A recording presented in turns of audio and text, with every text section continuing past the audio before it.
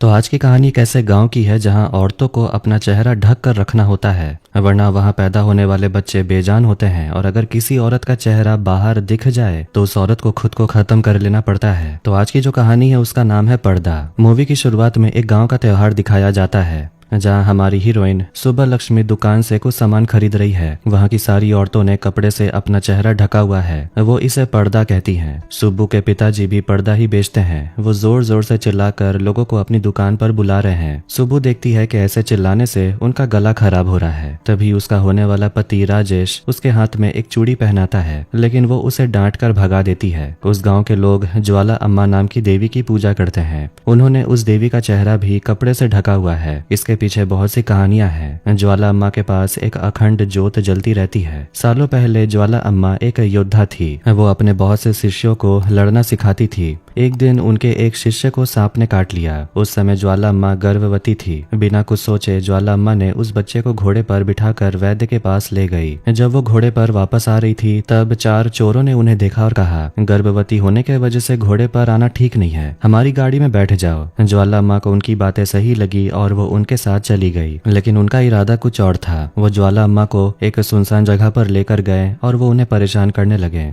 ज्वाला अम्मा ने थोड़ी देर उनका मुकाबला किया, लेकिन उन नीच चोरों ने ज्वाला अम्मा पर काबू पा लिया और उन्होंने उन्हें आग लगा दी। खुद जलने के बावजूद ज्वाला अम्मा ने जैसे तैसे उन चोरों को मार डाला और फिर वही एक कुएं में कूद गई। इस तरह ज्वाला अम्मा की मौत हो गई। गर्भवती ज्वाला अम्मा की मौत उस गाँव के लिए एक बड़े श्राप का कारण बन गई। उसके बाद से उस गाँव की औरतों ने जितने भी बच्चे को जन्म दिया वो सभी बेजान थे। जब लगातार बच्चे मरने लगे तो गाँव वालों ने ज्वाला अम्मा की पूजा करनी शुरू कर दी। जब पूरा गांव उस श्राप को दूर करने के लिए उपाय कर रहा था, तभी कहीं से एक बड़ा सा कपड़ा आया और ज्वाला अम्मा की मूर्ति के चेहरे पर गिर गया। गांव वालों ने इसे एक संकेत समझा और फिर एक कसम खाई। उन्होंने फैसला किया कि उस गांव की कोई भी औरत अपना चेहरा बाहर नहीं दिखाएगी, सिर्फ घर के लोग ही उनका चेहरा देख सकते हैं। इस कसम के सबूत के तौर पर वहाँ अखंड ज्योति हमेशा जलती रहती है। इसके बाद वहाँ पैदा हुए बच्चे मरना बंद हो गए। तब से हर साल वो लोग ज्वाला अम्मा की पूजा करते हैं और त्योहार मनाते हैं। अगर कोई औरत इस कसम को तोड़कर अपना चेहरा बाहर दिखाती है तो उसे कुएं में कूदकर अपनी जान देनी होती है, जिसमें कि ज्वाला अम्मा कूदी थी। गांव वालों का मानना था कि अगर ऐसा नहीं किया तो वो श्राप फिर से लौट कर आएगा और बच्चे मरने लगेंगे। सुब्बू पर्दा बेचने के लिए एक वॉइस रिकॉर्डिंग कर रही थी ताकि उसके पिता को गला फाड़कर चिल्लाना ना पड़े। कुछ ही दिनों में उसकी सगाई है।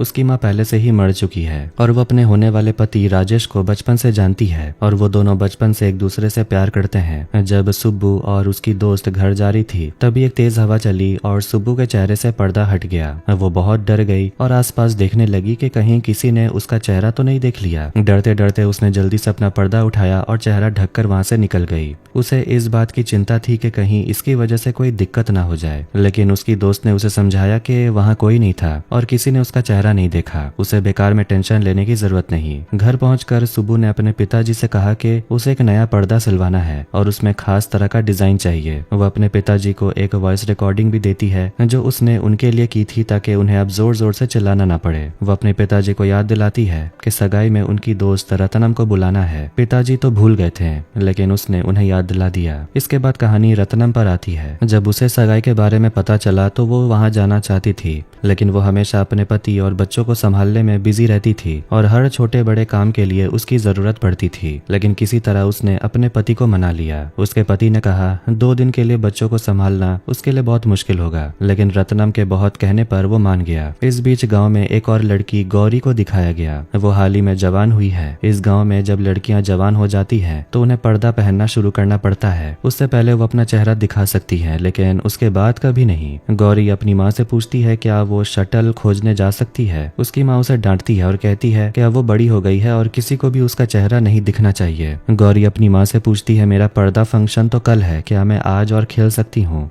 लेकिन वहाँ एक और प्रेग्नेंट औरत भी होती है और वो उस गांव में अकेली प्रेग्नेंट थी। उस औरत को डर था कि अगर कोई गौरी का चेहरा देख लेगा तो कहीं ज्वाला अम्मा का श्राप वापस ना आ जाए और उसका बच्चा बेजान ना पैदा हो जाए। उसकी बात सुनकर गौरी ने कहा कि वो कहीं बाहर नहीं जाएगी और घर में ही रहेगी। यहाँ हमारी सुब्बू और राजेश एक पुराने ट्रेन के डब्बे में मिलते हैं। वो इस तरह बैठते हैं कि एक दूसरे का चेहरा नहीं देख पाते। सुब्बू चाहे तो राजेश का चेहरा देख सकती थी, लेकिन उसने पहले ही कसम खाई हुई है जब सुब्बू बड़ी हुई तो राजेश बहुत दुखी था कि अब वो उसका चेहरा नहीं देख पाएगा। तब सुब्बू ने उसे समझाया था, अगर तुम मेरा चेहरा नहीं देख सकते तो मुझे भी तुम्हारा चेहरा देखने की जरूरत नहीं। जब हमारी शादी होगी तब हम एक दूसरे का चेहरा देखेंगे। 3 दिन बाद उनकी सगाई है और वो बहुत खुश है। सुब्बू कहती है कि हम शहर जाकर एक घर खरीदेंगे, मैं वहाँ टीचर की नौकरी करूंगी और तुम बैंक में काम करना। लेकिन राजेश कहता है कि तुम्हें नौकरी करने की जरूरत नहीं, तुम घर पर ही रहना, तुम्हें जो चाहिए मैं घर पे ला के दूंगा, मैं तुम्हें रानी की तरह रखूंगा। सुब्बू भी मान जाती है क्योंकि उसे इस बात से कोई ऐतराज नहीं था। इसके बाद गौरी का पर्दा फंक्शन दिखाया जाता है, उसमें सुब्बू समेत सभी लोग शामिल होते हैं। इस फंक्शन के बाद सुब्बू और राजेश की सगाई थी।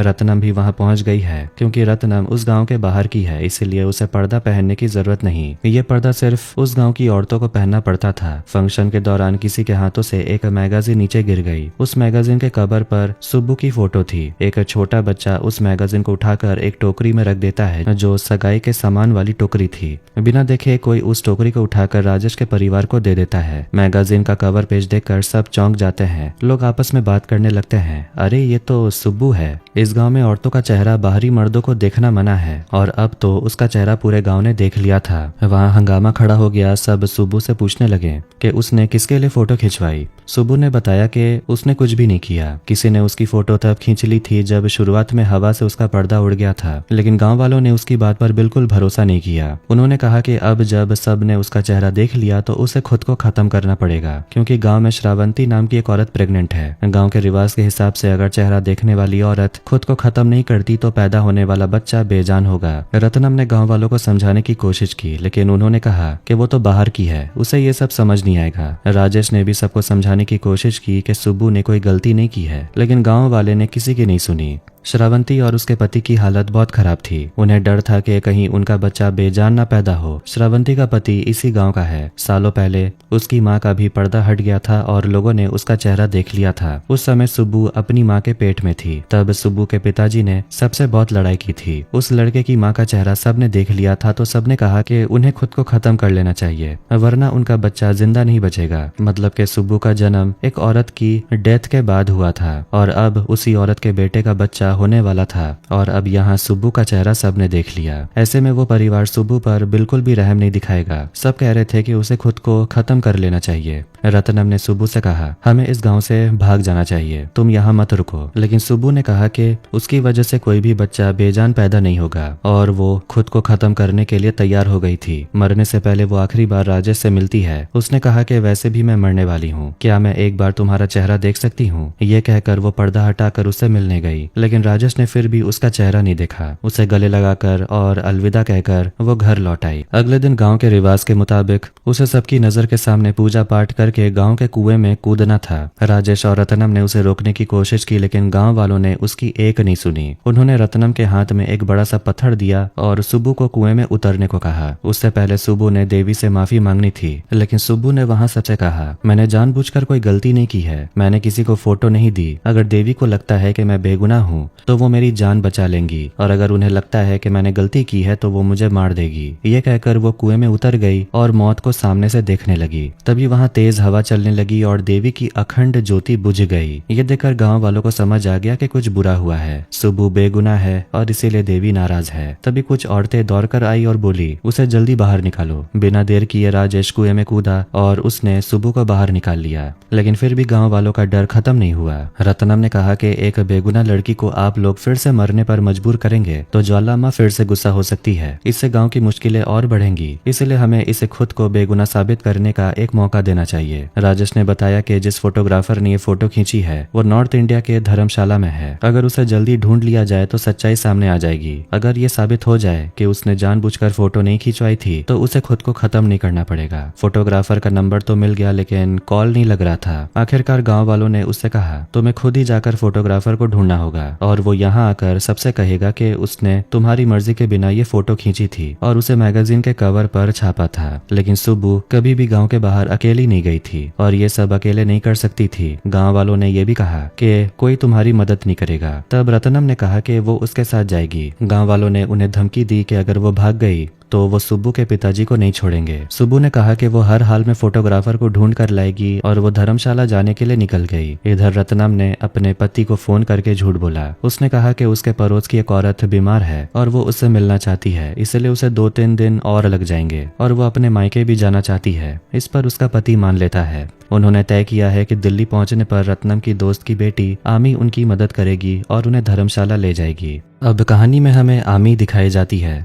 उसकी माँ उसे फोन करके बताती है कि गांव से कुछ लोग आ रहे हैं और उनकी कहानी वो पहले भी बता चुकी है। माँ चाहती है कि आमी उनकी मदद करे, लेकिन आमी कहती है कि वो अपने प्रोजेक्ट में बहुत बिजी है और उन्हें पिक नहीं कर सकती। ये कहकर वो फोन रख देती है। आमी अपने साथ काम करने वाले लड़कों की तरह ही मेहनत कर रही थी, लेकिन उसे वो इज्जत नहीं मिलती थी। इस बार उसे प्रोजेक्ट हेड बनना था, मगर ये मौका उसे छीन लिया गया सिर्फ इसीलिए क्योंकि वो एक लड़की थी। वो बहुत गुस्से में थी। उसे लगा कि उसे एक ब्रेक चाहिए। तभी माँ फिर से कॉल करती है और सुब्बू और रत्नम के बारे में बताती है। आमी मान जाती है और उन्हें धर्मशाला ले जाने के लिए तैयार हो जाती है। स्टेशन पर आमी दोनों को पिक करती है। ठंड की वजह से उन्होंने गर्म कपड़े खरीदे थे। इसी बीच भीड़ में सुब्बू भटक जाती है। रत्नम को ढूंढते हुए उसे अपनी एक बड़ी तस्वीर लगी दिखती है जो वही मैगजीन में छपी थी। डर के मारे वो चीखने लगती है। बहुत खोजने के बाद आमी और रत्नम उसे पाते हैं। सुब्बू रोते हुए कहती है कि उसकी तस्वीर सबने देख ली। आमी उसे समझाती है गांव वाले अंधविश्वासी हैं। किसी औरत का चेहरा देखने से बच्चे बेजान पैदा नहीं होते। सुब्बू बताती है कि उनके यहाँ जो औरत चेहरा दिखा देती है उन्हें खुद को खत्म कर लेना पड़ता है,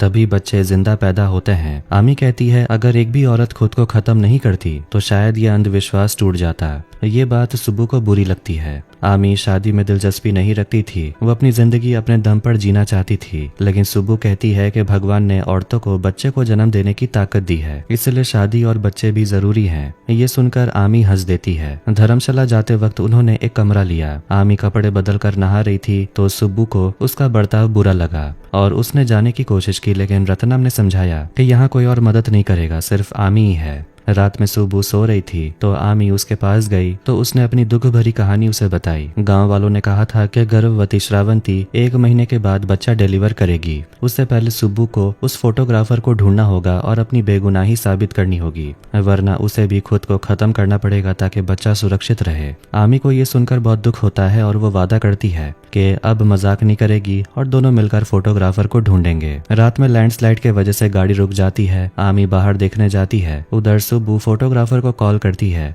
कॉल लग भी जाती है, मगर इंग्लिश न जाने की वजह से वो आमी को बुलाती है, लेकिन तब तक कॉल कट जाता है। बाद में आमी मैसेज करके पूरी बात भेज देती है। इधर रत्नम अपने पति से झूठ बोलती है कि आंटी बीमार है और वो मुझे आने नहीं दे रही। अब पति तो बच्चों को अकेले संभालते हुए परेशान हो गया था। गाँव में राजेश के पिता कहते हैं कि भले ही सुब्बू बेगुनाह साबित हो जाए, उससे शादी मत करना, क्योंकि उसका चेहरा अब सबने देख लिया। धीरे धीरे राजेश भी अपने इरादे से डगमगाने लगता है। उधर सुब्बू को बाहर की दुनिया देखकर एहसास होता है कि जहां गांव की औरतें रिवाजों में फंसी हैं, वहीं बाकी लोग सपनों के लिए जी रही हैं। राजेश दुकानों पर देखता है कि लोग सुब्बू की तस्वीर वाली मैगजीन खरीद रहे हैं और उसकी तस्वीर छू रहे हैं। उसे ये सब घिनौना लगता है और वो सोचने लगता है कि अब सुब्बू से रिश्ता तोड़ना सही होगा। रात में कैंप फायर के पास एक बूढ़ा आदमी चिड़िया की कहानी सुनाता है। एक चिड़िया ने हिम्मत करके उड़ान भरी, लेकिन बाज ने उसे पकड़ के ले गया। फिर भी उस चिड़िया ने उड़ने की हिम्मत दिखाई और यही उसकी बहुत बड़ी जीत थी। इस तरह कई जगह पर लोगों की आजादी को कई बहाने बनाकर दबाया गया। ये कहानी सुनकर सुब्बू को भी लगने लगा कि उसके गांव में भी तो यही हो रहा है। अंधविश्वास के नाम पर औरतों के चेहरे को ढका जा रहा है। फिर भी वो उन रिवाजों के खिलाफ कुछ नहीं बोली। इधर रत्नम के बिना उसका पति बहुत परेशान था।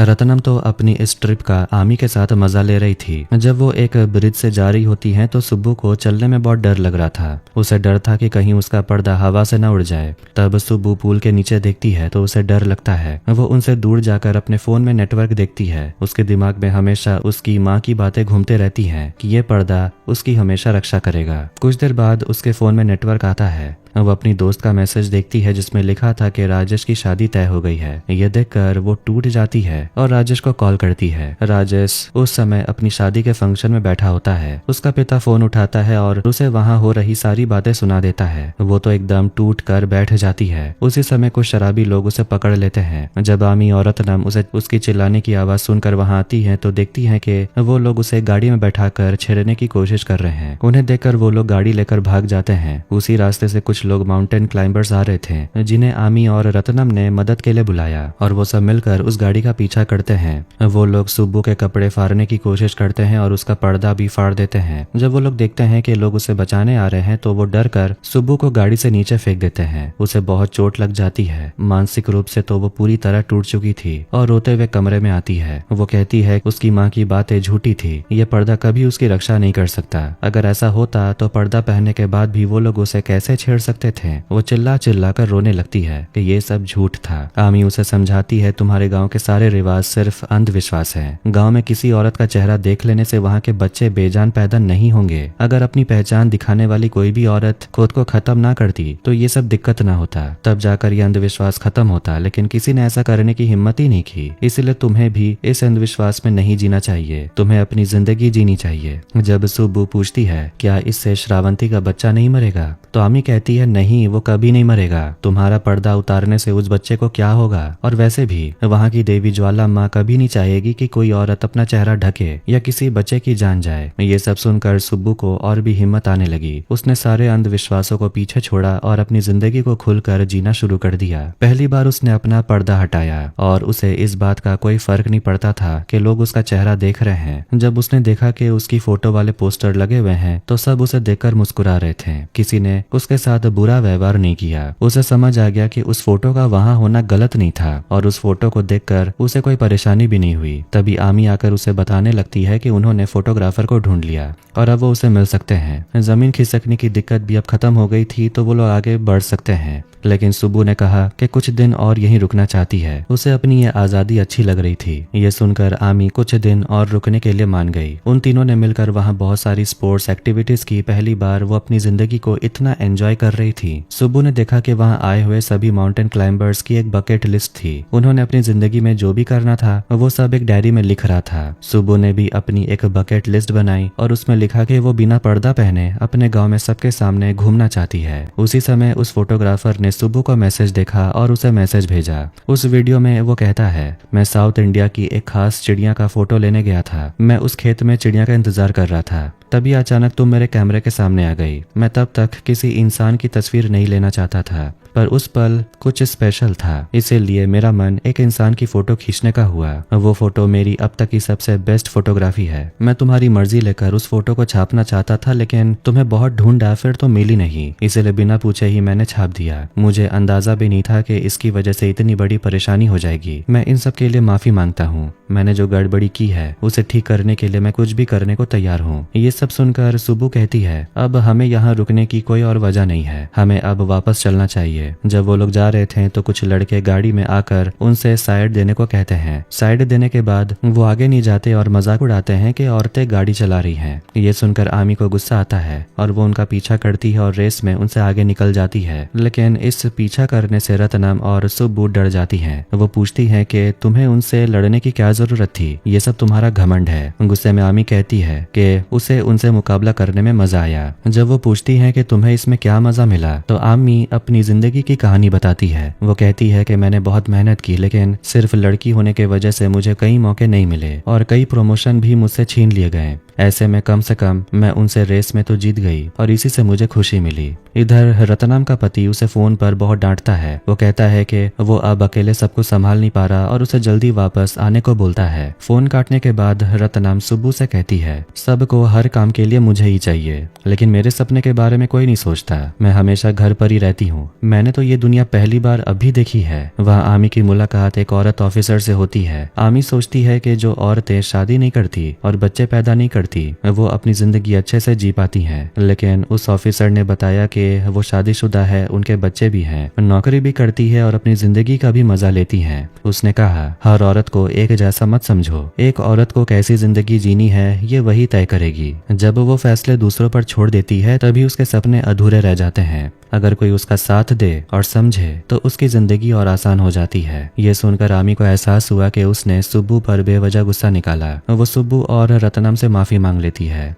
इधर रत्नम हिम्मत करके अपने पति को फोन करती और सच्चाई बता देती है कि वो किसी आंटी के पास नहीं बल्कि धर्मशाला में है। वो साफ कहती है कि ये घर तुम्हारा भी है और बच्चे भी तुम्हारे हैं। जब तक मैं नहीं आती तब तक तुम्हें घर और बच्चों को संभालना सीखना होगा। ये सुनकर पति भी हैरान रह जाता है। गांव में प्रेग्नेंट श्रावंती को दर्द शुरू हो जाता है। गांव वाले घबरा जाते हैं और सुब्बू के पिता को कहते हैं कि अब उसे कल ही लौटकर यहाँ पर खुद को खत्म करना होगा। पिता भी उसे यही कह देते हैं। परेशान होकर सुब्बू मैगजीन उठाती है और उन औरतों की कहानियां पढ़ती है जिन्होंने बड़ी उपलब्धियां हासिल की थी। इससे उसे हिम्मत मिलती है। अगले दिन सुब्बू, रतनाम और आमी गांव पहुंचते हैं। सुब्बू बिना पर्दा पहने निकलती है। लोग हैरान रह जाते हैं। उसी समय श्रावंती को तेज दर्द उठता है और वो बेहोश हो जाती है। सब सुब्बू को कोसने लगते हैं। उसका पति उस पर हमला करने के लिए बढ़ता है, लेकिन तभी खबर आती है कि श्रावंती ने एक स्वस्थ बच्चे को जन्म दिया। ये सुनकर सब सन्न रह जाते हैं। गाँव वालों को समझ आता है कि उनका श्राप सिर्फ अंधविश्वास था। सब देवी की प्रार्थना करते हैं और सुब्बू को सम्मान देते हैं। आखिर में सुब्बू मशाल उठाकर देवी की मूर्ति पर जो पर्दा होता है उसे जला देती है। यह देखकर गांव की सारी औरतें अपने चेहरे से पर्दा हटा देती हैं। फ्लैशबैक में दिखाया जाता है कि सुब्बू फोटोग्राफर से कही थी, जब मेरे गांव की औरतें पर्दा छोड़ देंगी तब मैं तुम्हें फोन करूंगी, तब मेरी फोटो छापना।